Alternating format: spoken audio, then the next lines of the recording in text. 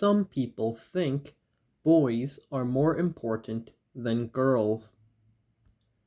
Another big reason why there aren't more kids in school is that in many places, girls are valued less than boys, an outrage I explore more in We're Not There Yet, which is focused on the global status of girls and women.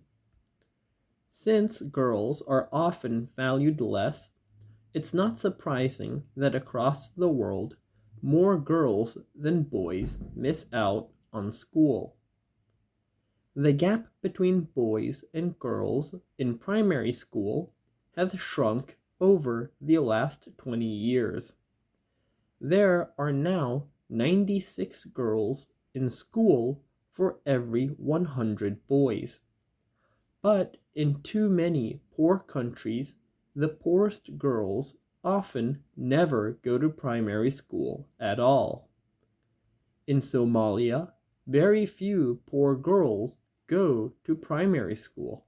95% don't. The effects of shutting girls out of primary school last their whole lives. Women are the vast majority of the world's illiterate adults, people who can't read or write, a crippling injustice that thwarts all sorts of progress. It's a lot of wasted potential, and we have a long way to go to fix this. Globally, many more boys attend secondary school than girls. In many countries and communities, girls never go to secondary school, and many more don't finish even if they start. In some countries, the rate of girls in secondary school is very low, in part because of long held beliefs that girls shouldn't be allowed to go to school, that they'll take opportunities away from boys, that they couldn't possibly make as much money later in life as a boy could, so why bother?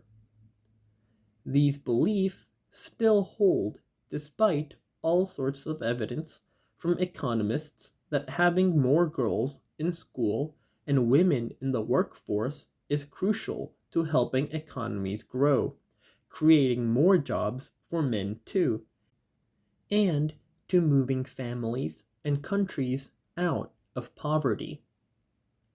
In many cultures, the math many parents do in their heads is that a son is worth the cost of secondary school fees, but a daughter isn't. That type of thinking helps explain why in Niger, Burkina Faso, and Mozambique, less than 1 out of every 10 girls finishes secondary school. And yet, the actual math shows the opposite. For every additional year of secondary school a girl or a boy gets, she earns 10% more money when she's later working. That's good for her, her family, and her country. But math alone is rarely persuasive in changing thinking that's lasted hundreds or thousands of years. It's not only mindsets that are barriers to girls in school. Other challenges that affect girls more than boys are the walk to school is often dangerous, and sometimes schools themselves are not safe. According to a UN report, in recent years, there were more than 9,600 violent attacks on schools, teachers, and students across 70 countries. Every day in 2012, there was an average of 10 attacks on schools, teachers, and students around the world. In the US, we have had tragic school shootings, with the shooters motivated by their own twisted reasons. In much of the world, a specific warped reason motivates many of the attacks, violently singling out those who are standing up for the rights of girls to go to school. In 2012, a brave young Pakistani woman named Malala Yousafzai, whose picture is at the start of this section, was one such target. Malala started blogging for the BBC World Service, a global news organization, when she was 11, writing about the rights of all kids to go to school, her fears of the Taliban, and her determination to not allow the Taliban, or her fear to stop her from getting the education she needed to make her dreams come true. One day, a group of Taliban militants boarded Malala's school bus and shot her in the head. They also shot 2 of her classmates. Miraculously, Malala and her friends survived. The Taliban tried to silence Malala's voice. They succeeded in helping her become a global and powerful advocate. Today, Malala is an international hero, and in 2014, Malala became the youngest person ever to win the Nobel Peace Prize. Sadly, Malala's situation is not unique. In far too many places, students and schools continue to be attacked by those who don't believe girls have a right to be educated.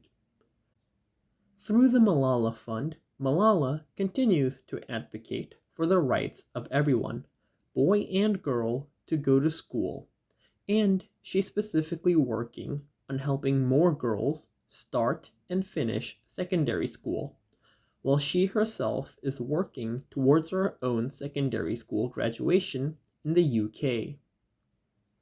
To learn more about Malala's efforts today and what you can do to help, read her powerful book, I Am Malala, and visit malala.org.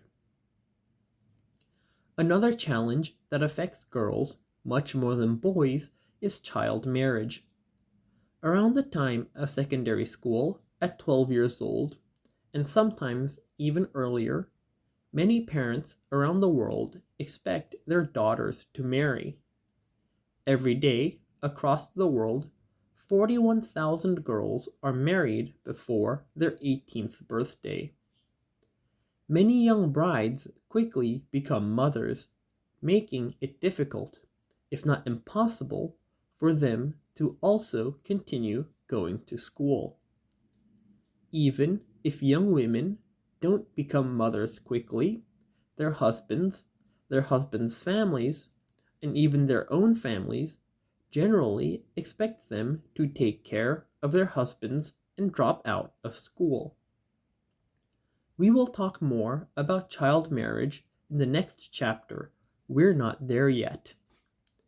Thankfully, child marriage is becoming less common, albeit slowly, as countries make it illegal and families come to value girls more.